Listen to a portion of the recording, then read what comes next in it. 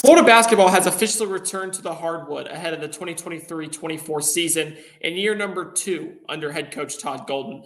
On Wednesday, I attended the 4th open practice for the Gators this preseason. It was my first day in attendance to watch this unit since the immense turnover it saw from last year. There's 8 new players in the fold, only 4 returning scholarship athletes on the roster. And so there was a lot of things to see. And let me just go ahead and say it. I saw a lot of good.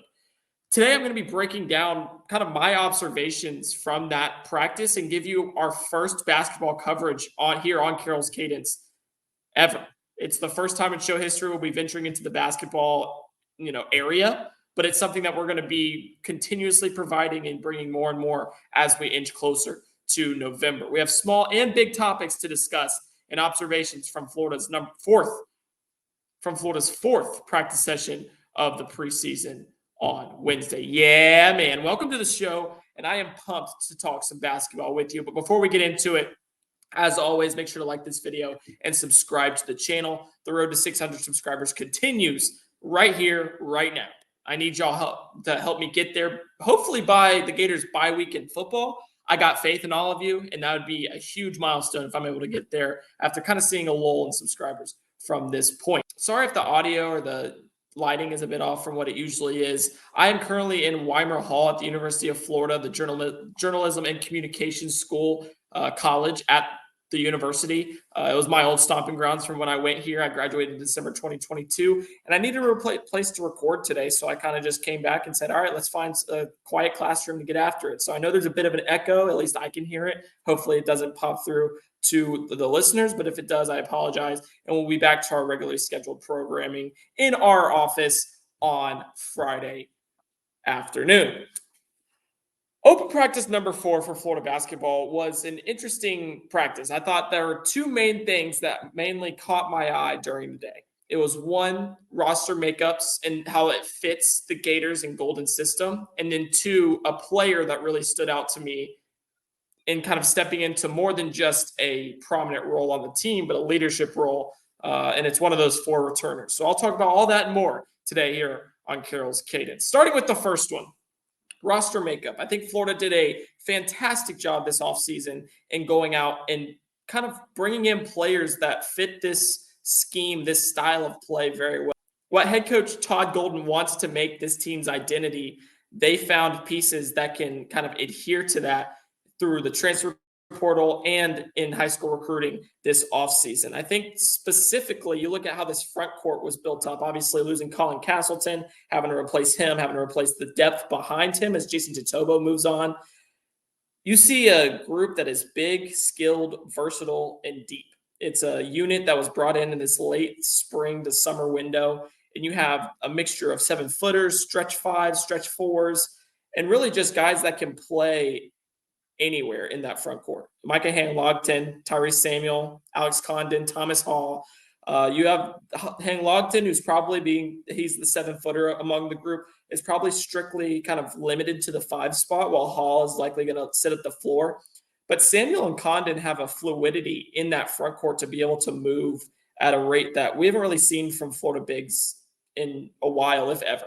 I think there's a big emphasis that has been placed on the ability to stretch the floor without sacrificing rebounding. And that department, as it was last season, Florida saw it kind of post the worst rebounding mark in the SEC a year ago. And so they knew that was something they wanted to move on from, something they wanted to reconcile. And so going out and getting these guys that can anchor down spots in the front court, whether it be at the 4 or the 5, if they want to go small. They're not really playing small, but if they want to go big, they can load up with Hang-Logton and Tyree Samuel, or Tyree Samuel and Alex Condon, or Micah Hang-Logton and Alex Condon. So there's a number of different personnel groupings that you can see from this front court this year that I think is going to significantly help Florida being able to just be multifaceted in that front court, because it's not going to work. The team isn't going to work through the bigs like it did a season ago. There's no Colin Castleton. There's no kind of dominant offensive player that they can just dump it down to and let him work. It's going to be a team that shares the ball frequently. They're going to be playing more out of their backcourt. And so the front court's responsibilities are control the glass, protect the rim on the defensive end, and be that complement to what Florida wants to do offensively for, from out of that backcourt.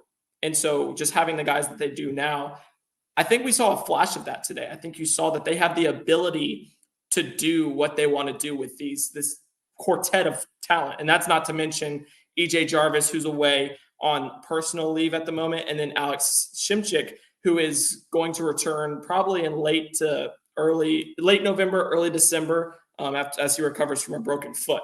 But the guy that I thought was head and shoulders above the rest today, at least in the way that he performed and what he brought to the table and being able to embody what they want from these 4 and 5s, was Tyree Samuel. He's a transfer from Seton Hall, and he flashed some of that ability that I mentioned in just being versatile, being a stretch big man in today's practice.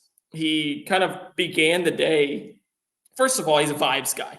As soon as you got out there, they were playing music, you could just tell that he's the one that's going to bring that energy. They needed a guy that could be that energizer, and you saw it really quickly that Tyree Samuel was that. Then he started getting into it. He started getting into that competition aspect of things, and it started to roll. He knocked down back-to-back threes in the 3-on-2 drills that they were doing, one at each end of the court. And you saw that they started to get the juices flowing there, and he was the one that kind of stood out as the major piece for that unit in that drill.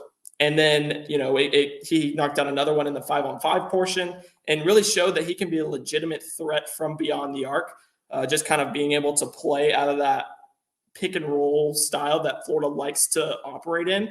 Because this offense is predicated on pick and roll at the top of the key. You see a lot of the time the bigs will come out, whether it's the 4 or the 5, out to the top of the key to meet the primary ball handler at the top.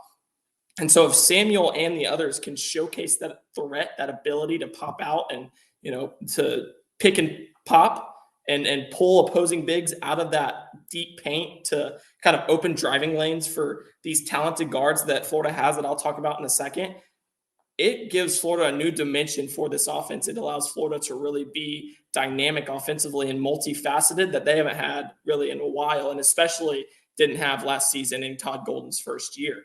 And that's why it really seems like the front court specifically is meeting the standards that Todd Golden has for teams that have operated well under him. And then in the backcourt, you see that when Todd Golden's system has worked at its peak, when San Francisco returned to the tournament for the first time since 1998, I believe, they had 2 guys that could just be high-level, multifaceted scorers, facilitators at guard. They were present. It was Jamari Bouye and Khalil Shabazz, both of which could handle all the responsibilities of being a guard, being a backcourt member on a Todd Golden team, and they shined because of it.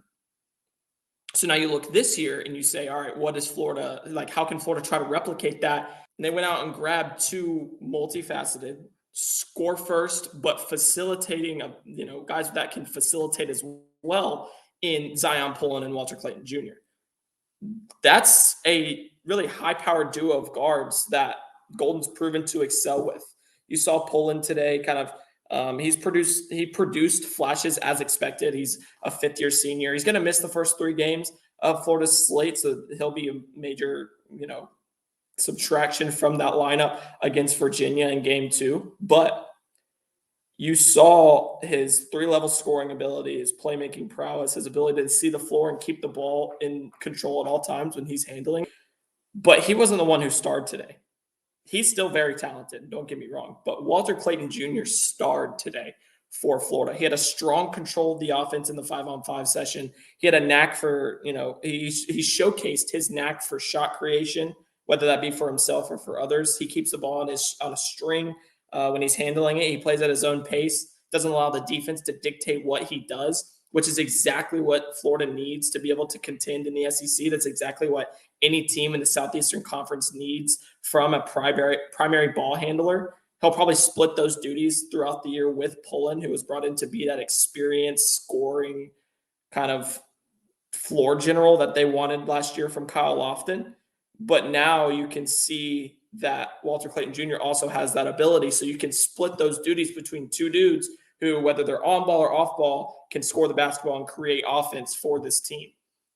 And the Gators got one specifically from Walter Clayton Jr. He performed at a very high level today and was a major reason why his side of the 5-on-5 won pretty handily today. And I think as long as he's in Gainesville, he's a junior right now. As long as he's in Gainesville, he'll be a key component for this team while in orange and blue.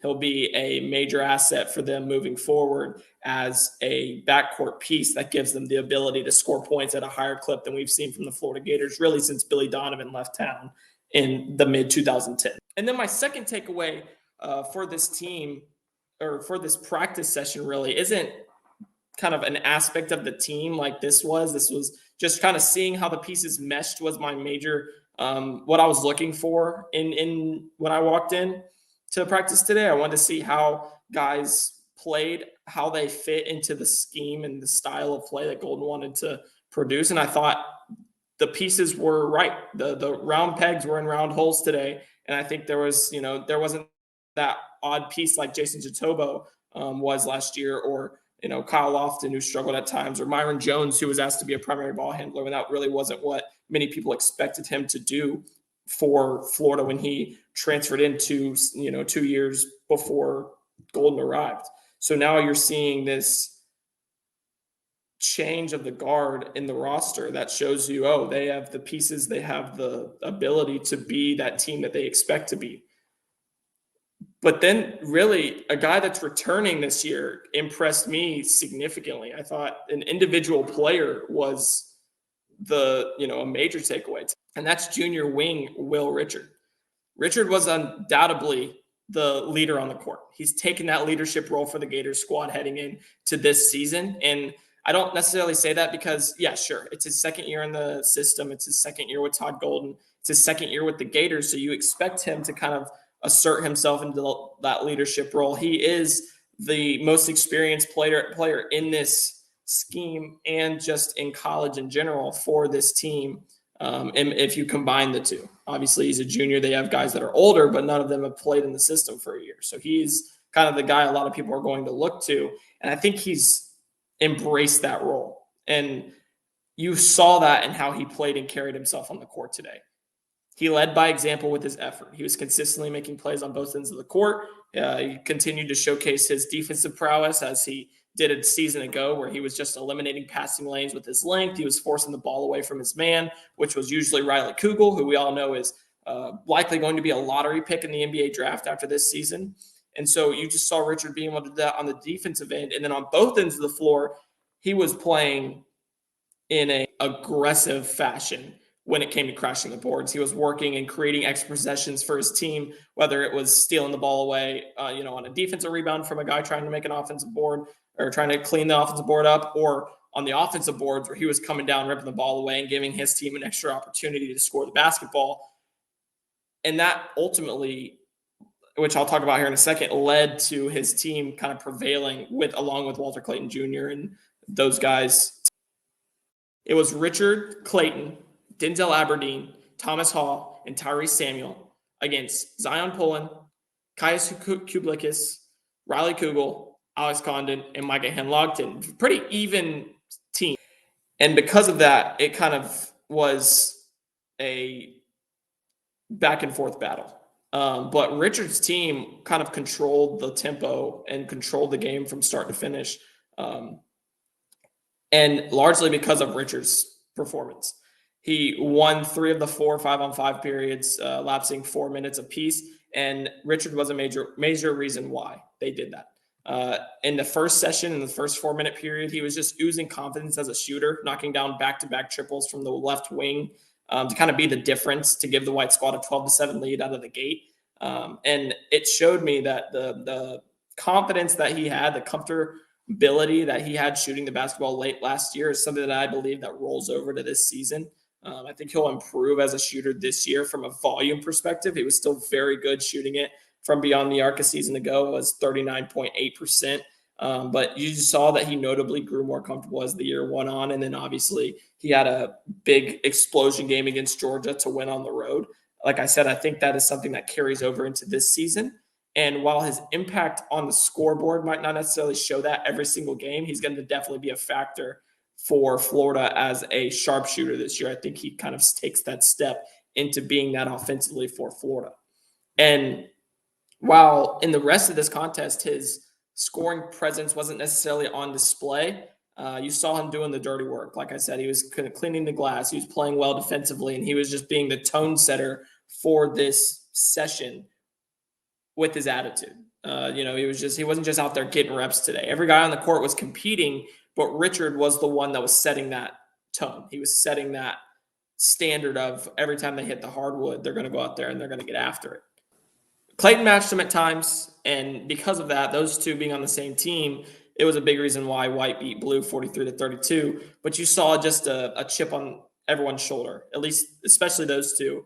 You just saw that there was a attitude, a swagger about this team that might be different from what we've seen in years past, which is why I am pretty high on how this team performs in 2023. And that duo of Richard and Clayton, I think it bodes well for Florida because they were the best two players on the court on Wednesday.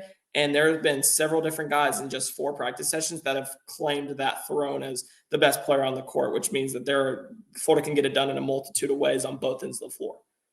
There can be several different guys who, when they play at their peak, can be, kind of deemed the best player on the court.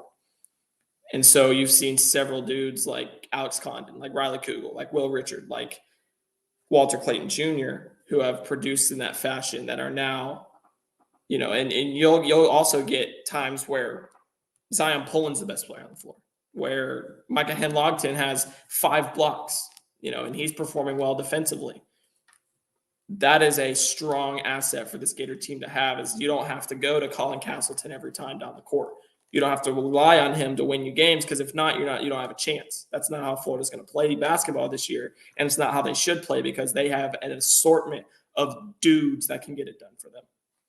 I'm very high on this basketball team, and I don't say this lightly, and this opinion isn't solely shaped off of this one practice session I saw today, because y'all know I'm a large sample size guy. I want to see more before I really pin down any type of observation or takeaway or just take in general from these teams. But I won't, I'm not going to give a take based on one performance or practice. But pairing what I saw today with what I've heard this offseason and how I've seen this roster be made up, I think that this squad will return to NCAA tournament play in 2023-24. Anything short of that is a disappointment. Anything short of not breaking it back to the field of 68 is a disappointment. Golden has all his players. He has all the spots filled with guys who fit the mold of the desired style and identity. He's year 2. I think it's an ascension year for Todd Golden and co. And I think it should be illustrated by the way that Florida performs this year. And I think it's at a rate worthy of a comfortable slot into the field of 68 come March Madness. Thank you for watching this episode of Carroll's Cadence. Like I said in the intro, like and subscribe to the channel if you haven't already. Sorry if the echo or the Wi-Fi cut in and out during this episode. Like I said, I'm in Weimer Hall at the University of Florida, the Journalism and Communications College. And so I am out of my comfort zone and didn't really know how things were going to roll. But I hope that y'all at least got an opportunity to hear a little bit about hoops, baby. We love hoops on this side. I played in middle school and high school. Football, I love football, but hoops is where my heart is. That's for sure. I'll be giving you all more basketball content as we move closer to November. Florida opens up the year on Monday, November 6th against Loyola, Maryland in Gainesville. So make sure to stay tuned for that. And I'll be giving you all a season preview for this Gators squad later in the month. Come back on Friday as I preview Florida's homecoming bout against Vanderbilt on Saturday. That's right, more football, baby, at 4 p.m. Eastern. I'll be breaking down the Commodores to this point in the season before analyzing the matchup itself as always. Finish the week strong, y'all. It's going to be a good week. I just need y'all to keep it moving. We're almost there. We're hitting the hump. I'm Brandon Carroll, and I'll see y'all soon.